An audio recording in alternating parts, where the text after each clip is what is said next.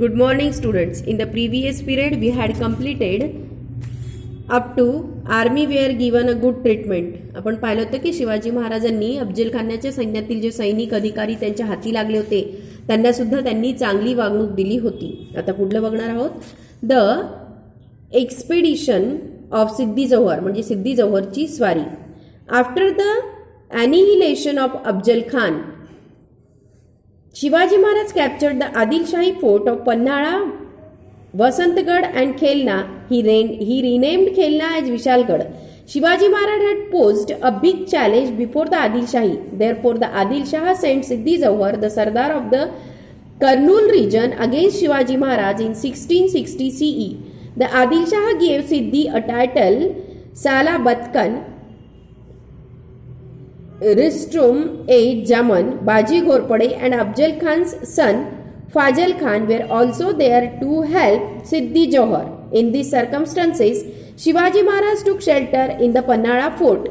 Siddhi's soldiers laid siege to the fort for about 5 months. Shivaji Maharaj found himself trapped inside a fort. Nitoji Palkar tried to raise the siege by attacking Siddhi's army from outside, but he couldn't succeed in it as his forces were meager. Siddhi showed no signs of relenting, so Shivaji Maharaj opened talks with him. This led to slackness in the siege around Pannalgarh. बघा, आपण बघणार आहोत आता सिद्धी जौहरची स्वारी. अफजल खानाचं जेव्हा अॅनिहिलेशन म्हणजे पारिपत्य केलं, त्याला हरवलं. अफजल खानाच्या पारिपत्यानंतर महाराजांनी आदिलशाहीतील कोणतं वसंतगड है ना, वसंतगड, पन्हाळा आणि खेळणा हे किल्ले जिंकून घेतले आणि खेळणा जो किल्ला होता त्याला विशाळगड असे नाव शिवाजी महाराजांनी दिले. शिवाजी महाराजांनी यांचा बंदोबस्त करण्यासाठी शिवाजी महाराजांचा बंदोबस्त करण्यासाठी आदिलशाहीनी काय केलं होतं, एक चॅलेंज केलं होतं ना, एक चॅलेंज केलं होतं आणि त्यामुळे त्यांनी आदिलशाहीला त्यांना शिवाजी महाराजांवरचा बंदोबस्त करण्यासाठी इसवी सन 1660 मध्ये सिद्धी जौहर या कर्नूल प्रांताचा हा सरदार होता. कुठल्या प्रांताचा? कर्नूल प्रांताचा. तर या सिद्धी जौहर या कर्नूल प्रांताच्या सरदाराला महाराजांवर चालून जाण्यास सांगितलं आणि त्याला सलाबत खान असा किताब दिला. कोणता? सलाबत खान असा किताब दिला. मग सिद्धी जौहरच्या मदतीस रस्तुम ई जमन, बाजी घोरपडे आणि अफजल खानाचा मुलगा कोण? फाजल खान हे होते है ना. सिद्धी जौहरच्या मदतीला कोण कोण होतं? रस्तुम ई जमान, बाजी घोरपडे आणि अफजल खानाचा मुलगा फाजल खान हे होते. आणि या परिस्थितीमध्ये मग शिवाजी महाराजांनी काय केलं? पन्हाळा या किल्ल्यावर काय घेतला? आश्रय घेतला. पन्हाळा या किल्ल्यावर आश्रय घेतला. सुमारे 5 महिने काय केलं त्यांनी? सुमारे 5 महिने, जवळपास 5 महिने त्यांनी हे बघा दिलाय. About 5 months Shivaji Maharaj found himself trapped inside the fort. जवळपास 5 महिने शिवाजी महाराजांनी काय केलं?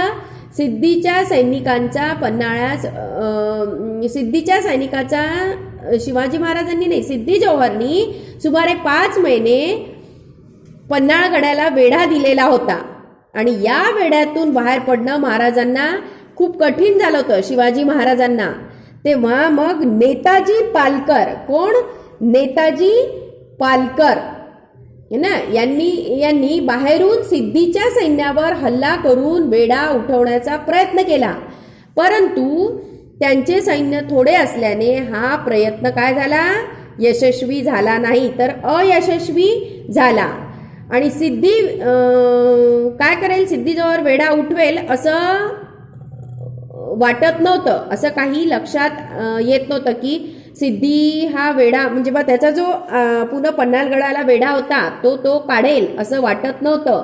म्हणून शिवाजी महाराजांनी सिद्धीशी काय केलं? बोलणं सुरू केलं आणि त्यामुळे सिद्धीने पन्हाळगडाला दिलेला जो वेढा होता त्यात काय झालं?